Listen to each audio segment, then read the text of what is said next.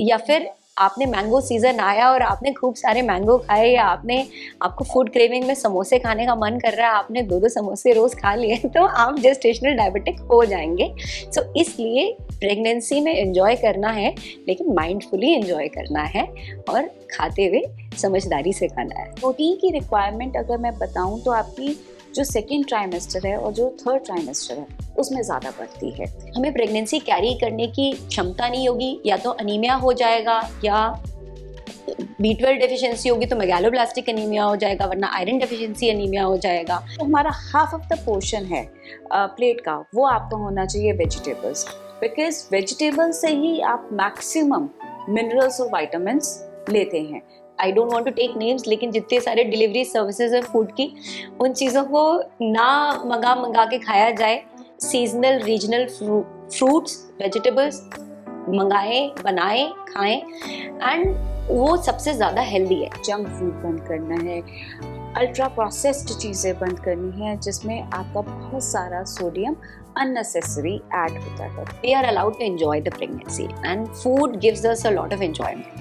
So मैं ये नहीं कह सकती किसी को कि तुम ये भी मत करो वो भी मत करो, कोई सजा थोड़ी काट रहे हैं, है ना, लेकिन at the same time safety is to be kept in mind. Iron की डेफिशिएंसी बहुत ही मीन्स बच्चे और मदर के लिए हार्मफुल हो सकती है, तो उसका डाइट में लेना और सप्लीमेंट करना उसे वो बहुत ज़रूरी है। अगर आपको हर 1 घंटे पे भूख लग रही है तो हर 1 घंटे पे खाइए, लेकिन उस पोर्शन को छोटा कर लीजिए, जिससे आपको ऐसा ना हो कि उसको आप सारा खा लो फिर सारा उल्टी कर दो, तो उसमें आपका ज़्यादा नुकसान है। कुछ हद तक तो ये गैस और एसिडिटी जो लगती है लेडीज़ को, ब्लोटिंग की फीलिंग आती है, ये प्रेगनेंसी के जो हार्मोनल चेंजेस हैं उसकी वजह से है। अगर कोई नॉनवेज है तो प्लीज़, आप नॉन वेजिटेरियन है तो नॉनवेज आप लें, हफ्ते में 2-3 बार आप अंडे को ज़रूर लें, ताकि आपको प्रोटीन भी मिले, आपको कैल्शियम भी मिले और आप आयरन भी ले सकें।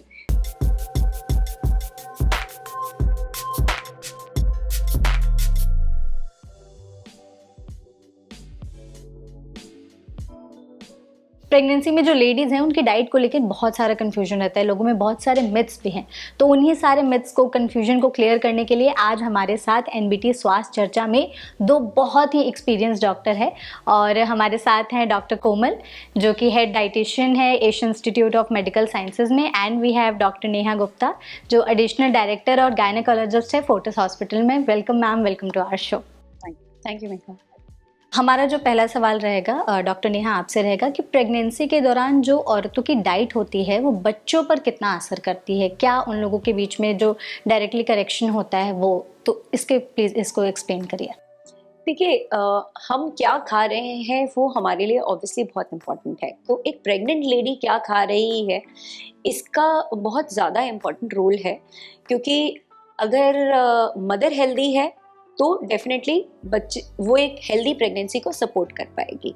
ठीक है, तो जैसे ही कोई लेडी प्रेग्नेंट होती है, हम हमेशा एडवाइस करते हैं कि आप एक गायनेकोलॉजिस्ट, एक डॉक्टर से ज़रूर मिलें, जिससे वो डॉक्टर आपको कुछ टेस्ट बताएंगी, जिन टेस्ट के बेसिस पे कोई डेफिशिएंसी आपकी प्री एग्जिस्टिंग है, आपकी कोई खून की कमी है, विटामिन डी, विटामिन B12, आपके कुछ ऐसे आपके खान पान के तरीके कुछ ऐसे हैं जिनमें आप प्योर वेजिटेरियन हैं या आपको कोई फूड एलर्जीज़ हैं, तो उसकी स्पेसिफिक गाइडेंस डॉक्टर आपको दे पाएगी कि, एंड अगर ज़रूरत है तो वो आपको एक राइट डाइटिशियन या किसी न्यूट्रिशनल स्पेशलिस्ट के पास भेज पाएंगी, राइट।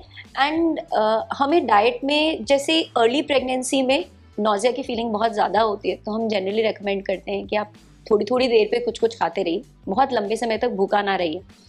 जनरली हम बताते हैं उनको कि अल्कोहल स्मोकिंग बिल्कुल भी अलाउड नहीं है, तो एनी अमाउंट ऑफ अल्कोहल, थोड़ी सी भी अलाउड नहीं है प्रेगनेंसी में, क्योंकि उससे बच्चे को नुकसान पहुंचेगा। इट इज़ नोन कि फीटल अल्कोहल सिंड्रोम हो जाता है।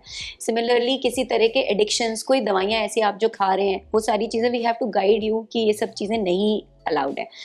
बाकी जो हम अगर खाना अच्छा नहीं खा रहे हैं, हेल्दी फूड नहीं खा रहे हैं, और हम उसमें न्यूट्रिशन डेफिशिएंट है, जिसको ऐसा नहीं कि हम भूखे रह रहे हैं तो मैलनरिश्ड हैं, अगर हम अधिक खा रहे हैं और वो अधिक में हमने एम्प्टी कैलोरीज खाई, प्रोटीन नहीं खाया, सारे फूड ग्रुप से हमारे को फैट, प्रोटीन, कार्बोहाइड्रेट, अब हमने सब हर चीज़ का मल्टीविटामिन्स, मिनरल्स, हमने सारी चीज़ों को अपने डाइट में नहीं इंक्लूड किया तो भी हमारी डाइट डेफिशिएंट होगी एंड हमें प्रेगनेंसी कैरी करने की क्षमता नहीं होगी, या तो अनीमिया हो जाएगा या B12 डेफिशिएंसी होगी तो मेगालोब्लास्टिक अनीमिया हो जाएगा, वरना आयरन डेफिशिएंसी अनीमिया हो जाएगा, या फिर हमारा स्टैमिना रहेगा, कैल्शियम डेफिशिएंसी होगी तो बच्चे की बोन्स डेवलपमेंट अच्छी नहीं होगी, आयरन स्टोर्स कम रहेंगे। अगर बच्चा एक पैरासाइट होता है तो जनरली अनीमिक मदर में भी बच्चा अनीमिक नहीं होता एट बर्थ, लेकिन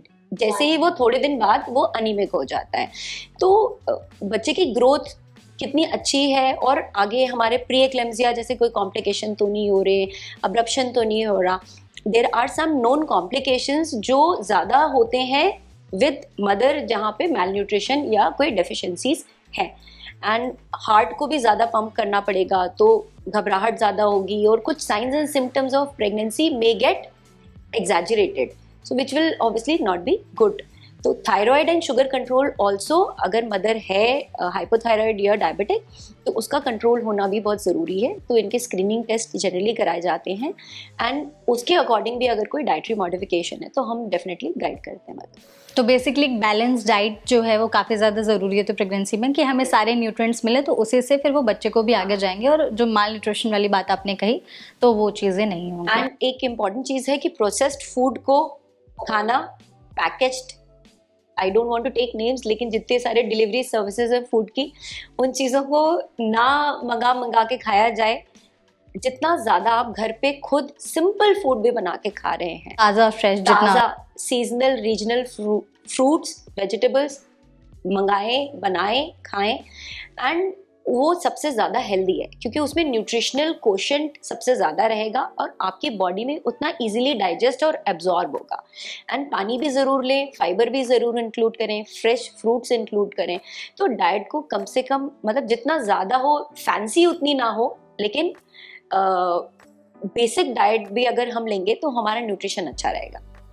डॉक्टर कोमल, मेरा आपसे ये सवाल होगा कि अपनी डाइट में जो प्रेग्नेंट लेडीज़ हैं उनको क्या ऐसी चीज़ें इंक्लूड करना चाहिए जिनसे उनको सारे न्यूट्रिएंट्स मिले। एक बैलेंस डाइट की जो भी हम लोग बात कर रहे थे डॉक्टर नेहा के साथ, तो बैलेंस डाइट उनका कैसा दिखना चाहिए ताकि सारे न्यूट्रिएंट्स उनको और उनके बच्चे दोनों को मिले। बैलेंस डाइट का मतलब है कि आपके पास जो फूड्स आ रहे हैं वो ऑलमोस्ट आपके सारे ग्रुप्स से आए। जो मेनली आपके ग्रुप्स हैं, अगर मैं स्टार्ट करूं तो कार्बोहाइड्रेट विच इज़ जो सबसे बड़ा ग्रुप है, तो कार्बोहाइड्रेट से प्रोटीन सोर्सेज जैसे दालें हैं, या अगर कोई नॉन वेजिटेरियन है तो वो चिकन से, फिश से। देन जो हमारा थर्ड है वो है फैट्स। तो लोगों को ये लगता है कि फ़ैट नहीं खाना है, फ़ैट इज़ हार्मफुल, बट हमें वहाँ पे भी सिलेक्शन थोड़ा सा सोच के और बहुत ही सिलेक्टिव होके हमें फ़ैट्स को भी इंक्लूड करना है, बिकॉज़ फ़ैट भी उतना ही इम्पॉर्टेंट है जितना आपका प्रोटीन और कार्बोहाइड्रेट। फिर हम बात करते हैं विटामिन्स एंड मिनरल्स, जो आपको ऑलमोस्ट सारे प्लांट सोर्सेज से मिलते हैं। तो जितने भी आप फ्रूट्स और वेजिटेबल्स ऐड कर सकें, तो आपको हर ग्रुप को मतलब इक्वल लेके चलना है। ऐसा नहीं है कि एक ग्रुप को हटाना है, दूसरे ग्रुप को ऐड करना है। तो आपका जो फूड है, अगर मैं एक प्लेट की बात करूं, तो उस प्लेट में आपका कुछ कार्बोहाइड्रेट्स में, लाइक आप रोटी या चावल आप कुछ भी खाते हैं, तो वो एक कार्ब्स का सोर्स हो गया। सेकंड आपका प्रोटीन, उसमें आप चाहे दाल रख सकते हैं, अंडा रख सकते हैं, चिकन रख सकते हैं। देन जो हमारा हाफ ऑफ द पोर्शन है प्लेट का, वो आपका होना चाहिए वेजिटेबल्स, बिकॉज वेजिटेबल से ही आप मैक्सिमम मिनरल्स और विटामिन्स लेते हैं। तो आपका आयरन है, आपका फॉलिक एसिड है। तो जैसे हम बात करते हैं ग्रीन लीफी वेजिटेबल्स, जो आपका आयरन का भी सोर्स है और फॉलिक एसिड का भी सोर्स है। मैं यहाँ पे एक बात और बोलूँगी, बिकॉज आप बैलेंस डाइट भी लेते हैं, न्यूट्रिटिव डाइट भी लेते हैं, बट बॉडी में बहुत से फिजियोलॉजिकल चेंजेस होते हैं। तो जो प्रेग्नेंट वुमन के लिए रिकमेंडेशंस हैं आपके न्यूट्रिएंट्स की, वो नॉन प्रेग्नेंट वुमन से ज़्यादा हो जाती हैं, बिकॉज उसमें चेंजेस बहुत सारे हो रहे हैं। और फीमेल के वेलबींग के लिए, ग्रोइंग फीटस के वेलबींग के लिए हमारी जो रिकमेंडेशंस होती हैं वो थोड़ा बढ़ जाती हैं। तो उस बढ़ी हुई रिकमेंडेशंस के लिए हमें एक्स्ट्रा सप्लीमेंट्स की भी ज़रूरत पड़ती है। तो जिसमें आपका iron supplementation, calcium supplementation, folic acid और आयोडीन के लिए हम कहते हैं आप अपना नॉर्मल सॉल्ट यूज़ करिए। कई बार फीमेल्स पूछती हैं, मदर्स पूछती हैं कि मेरा बीपी बढ़ रहा है तो क्या मैं नमक खाना बिल्कुल बंद कर दूं, या हमने सोडियम फ्री नमक लेना स्टार्ट कर दिया है। तो ये बहुत सारे अनदर मिथ्स हैं, मैं कहूँगी हम और ऐड कर सकते हैं कि नमक, बट हम यहाँ पे हमेशा यही कहते हैं कि आप खाने में जो नमक डाल रहे हैं वो आप डालिए, आप सोडियम को या अपने सॉल्ट को बंद नहीं कर सकते, क्योंकि सॉल्ट ही एक सोर्स है आयोडीन का। आप अलग से आयोडीन नहीं ले रहे हैं, बस आपको जो बंद करना है वो आपको जंक फूड बंद करना है, अल्ट्रा प्रोसेस्ड चीज़ें बंद करनी है जिसमें आपका बहुत सारा सोडियम अननेसेसरी ऐड होता है। तो यहाँ पे अगर मैं बात करूँ तो आप हर स्टेज में या हर हम कहते हैं ना फूड पिरामिड, आप फूड पिरामिड के हर पार्ट से, हर स्टेयर से आपको उसमें अपनी डाइट में चीज़ें इंक्लूड करनी है, ताकि आप में किसी भी चीज़ की, किसी भी पर्टिकुलर न्यूट्रिएंट की कमी ना रहे। ठीक है, तो जैसे आपने बताया कि एक बैलेंस डाइट के लिए क्या क्या चीज़ें ज़रूरी है, उसमें हम लोग नॉर्मल डेज में भी वे अवॉइड के हम लोग भी बोलते हैं कि अल्ट्रा प्रोसेस्ड फूड्स मत खाओ, फ्रोज़न फूड्स, प्रिजर्वेटिव्स वाले जो खाने होते हैं उसको अवॉइड करें। तो प्रेगनेंसी के दौरान हमें इसका और ज़्यादा ध्यान रखना है। ओके, सो डॉक्टर नेहा, मेरा आपसे एक और सवाल होगा कि प्रेगनेंसी के दौरान हमने ये बात कर ली कि क्या हमें खाने अपने डाइट में इंक्लूड करना चाहिए, कौन से ऐसे फूड्स हैं जो हमें अवॉइड करना चाहिए वाइल प्रेगनेंसी?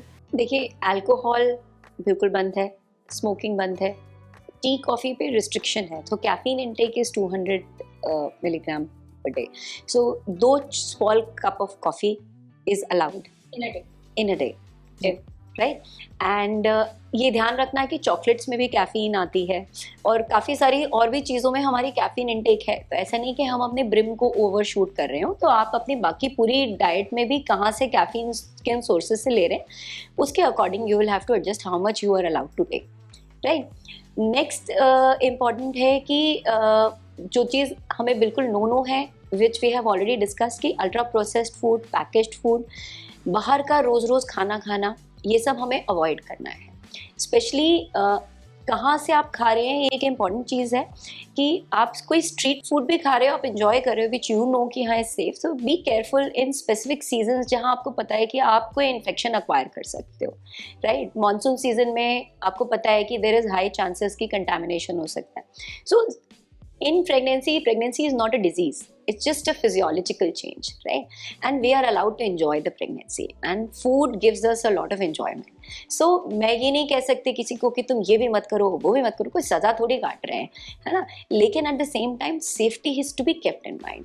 तो ये जो भी लेडी है वो माइंडफुली अगर खाएगी, ये जानते हुए कि हाँ जो खा रही है उससे उसका फ़ायदा होगा सिर्फ, और उसको ऐसा नहीं है कि उसके बाद वो खाने के बाद आप दवाई खा रहे हो। So you should avoid any such potential threat वाली चीज़ जिसमें आपको पता है कि हाँ यहाँ से इन्फेक्शन हो सकता है, आपको पता है कि कोई चीज़ रखी हुई है जो शायद अब बहुत साफ़ नहीं रह गई है, बासी खाना खा लिया आपने। स्प्राउट्स, तो स्प्राउट्स का एक नॉर्मल एक ये होता है कि स्प्राउट्स आर वेरी न्यूट्रिशियस, लेकिन अगर हमने स्प्राउट को किसी चीज़ को 2-3 दिन तक रखे रहा तो उसमें देयर आर चांसेस कि उसमें इन्फेक्शंस हो सकते हैं ऐसे, जो हम फिर फाइनली हमें, जिसकी वजह से हमें नुकसान करें।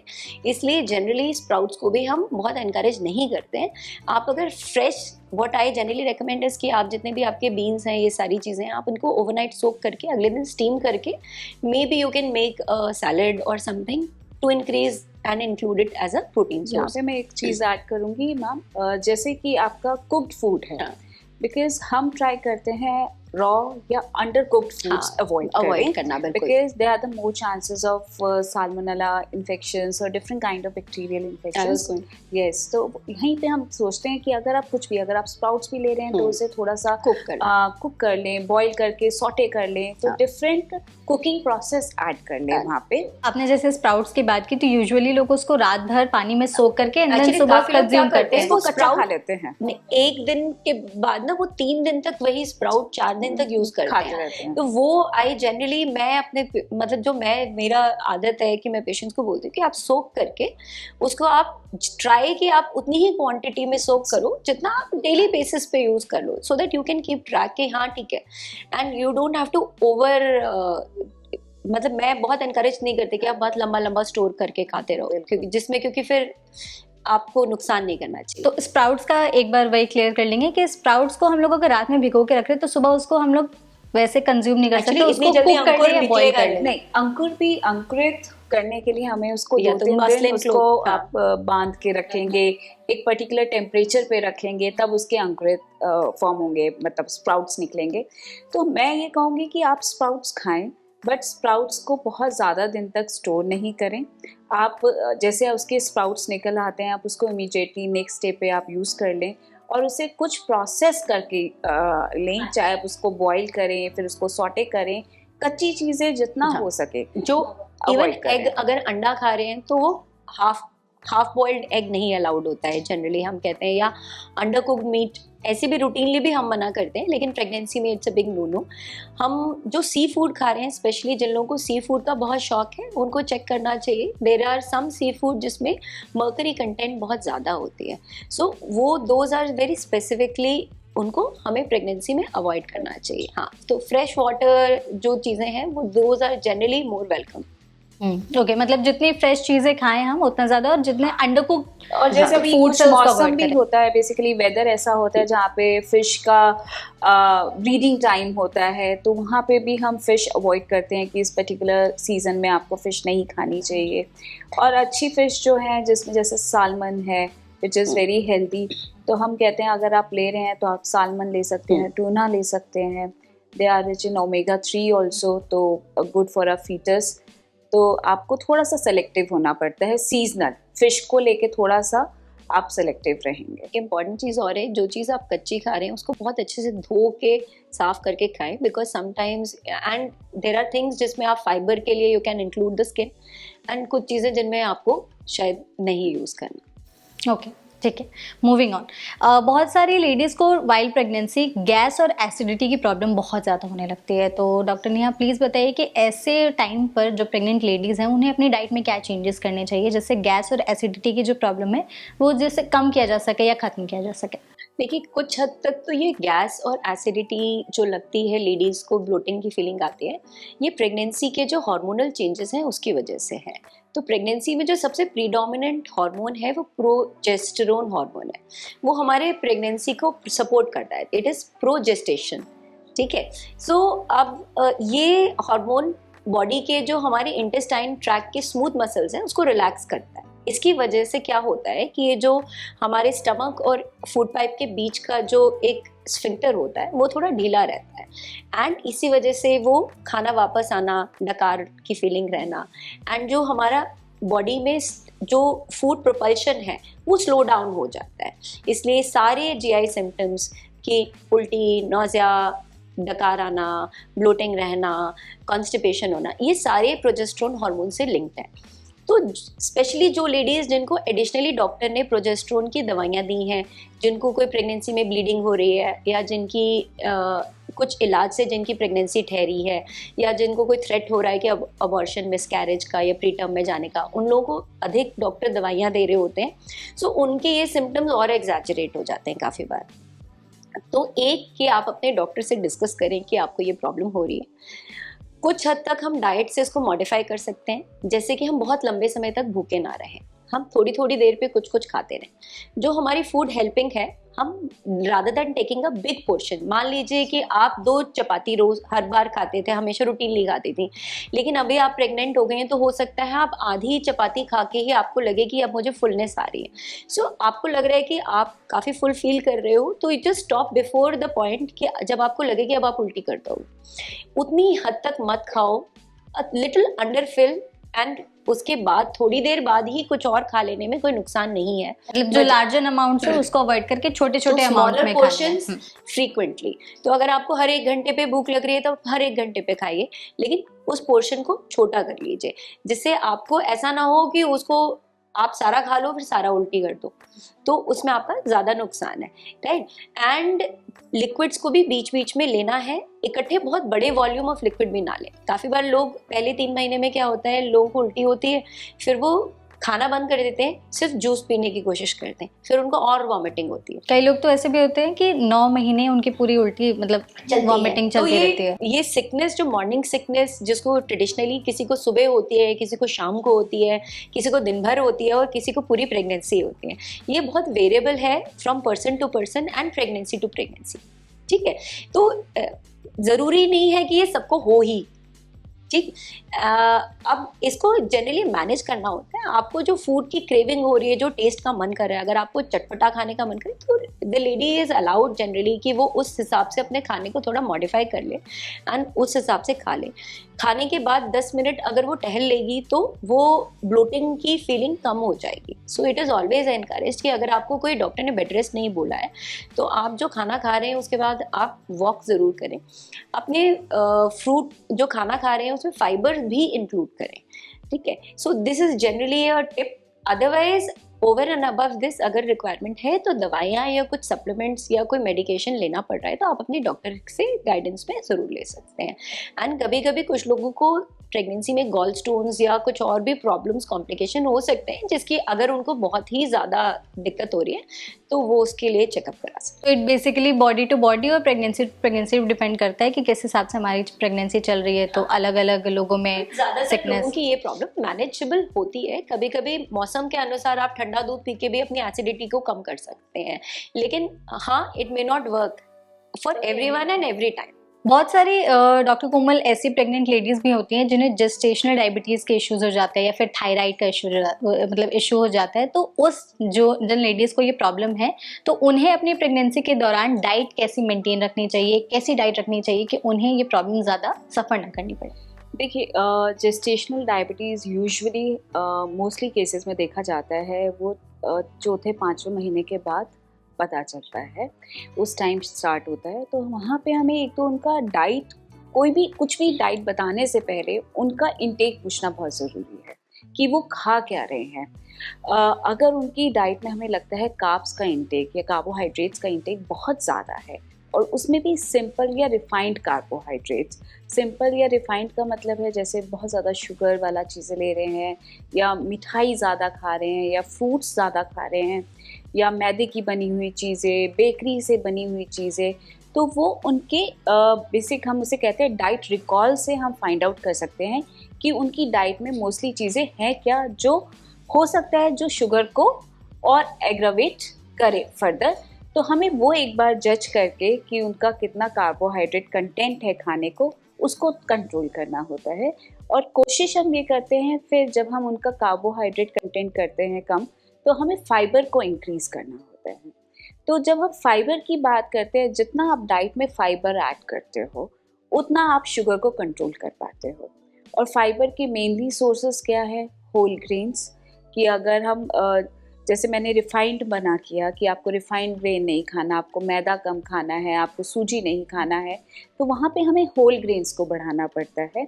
तो होल ग्रेन्स में जैसे हम कुछ एक सैम्पल मेन्यू देखें कि हम सुबह उनका पराठा बंद कर देते हैं कई बार और हम कहते हैं कि आप थोड़े दिन वेजिटेबल दलिया खा लें या वेजिटेबल ओट्स खा लें ताकि आप वेजिटेबल को भी इंक्लूड कर लें और साथ में आप कॉम्प्लेक्स कार्ब या होल ग्रेन को भी साथ में इंक्लूड कर लें ताकि आपकी डाइट का फाइबर बढ़ जाए। और जैसे ही फाइबर बढ़ेगा आपका जो शुगर है वो थोड़ा कंट्रोल होना स्टार्ट होगा। और कई बार होता है कि पहले 5 या 6 महीने में ही फीमेल ने काफ़ी वज़न गेन कर लिया होता है और ड्यू टू बहुत सारे हार्मोनल चेंजेस और जो भी फिजियोलॉजिकल चेंजेस होते हैं उसकी वजह से भी शुगर बढ़ना स्टार्ट होता है। तो कहीं पे हम हमेशा ट्राई करते हैं कि मेडिसिन स्टार्ट करने से पहले या कई बार जिनकी बिल्कुल शुगर मैम कंट्रोल नहीं होती वहाँ पे इंसुलिन भी कई बार स्टार्ट करना पड़ता है। तो उस स्टेज तक पहुँचने से पहले हम ट्राई करते हैं कि उनकी डाइट को हम जितना कंट्रोल कर सकें, फाइबर को ऐड करके, कॉम्प्लेक्स कार्ब्स को इंक्लूड करके, सिंपल कार्बोहाइड्रेट्स को कम करके, तो हम उनकी डाइट को पहले कंट्रोल करते हैं। यहाँ I would like to add कि जेस्टेशनल डायबिटीज़ जैसे डॉक्टर कोमल ने आपको बताया, so this is very important. तो जब भी कभी हमें सस्पिशन, डॉक्टर को सस्पिशन है कि जेस्टेशनल डायबिटीज़ या रूटीन स्क्रीनिंग में 24 से 26 हफ्ते के बीच में हम oral glucose tolerance test advise करते हैं। उसमें खाली पेट शुगर चेक किया जाता है, 1 घंटे बाद 75 ग्राम ग्लूकोज पिला के 1 घंटे और 2 घंटे बाद शुगर चेक किया जाता है। तो उसके 3 वैल्यूज़ होते हैं, 92, 180 एंड 153 का कट ऑफ है। तो अगर इनमें से एक भी वैल्यू हायर साइड पे जाता है तो हम उसको लेबल करते हैं कि ये लेडी जेस्टेशनल डायबिटीज़ के ब्रैकेट में आ रही है, ठीक। तो इनिशियली उनका एक 24 आवर रिकॉल से हम डाइटिशियन के पास हमेशा भेजते हैं कि आप जाइए, उनसे डिस्कस करके आइए आपको क्या चीज़ आपके अकॉर्डिंगली है। ज़्यादातर लेडीज़ को हम कहते हैं 1800 किलो कैलोरी डाइट पे आप शिफ्ट हो जाओ।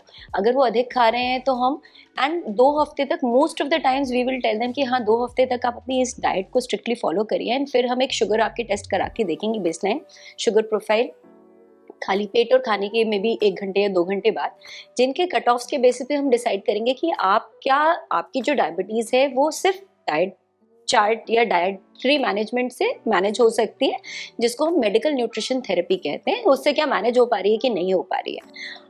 अगर नहीं हो पा रही है, एंड इसके साथ साथ जनरली हम if the bed rest has not been allowed, has been recommended, तो हम उनको कहते हैं कि आप पोस्ट मील जो एक्सेसिव जो हमारा शुगर स्पाइक है उसको कट डाउन करने के लिए 10-15 मिनट आप अपने घर के अंदर ही थोड़ी देर टहलिए, वॉक करिए। इससे जो पोस्ट मील स्पाइक, जो ग्लाइसीमिक स्पाइक है, वो कट डाउन होता है, तो इससे भी डायबिटीज़ कंट्रोल होने में बहुत ज़्यादा फ़ायदा होता है।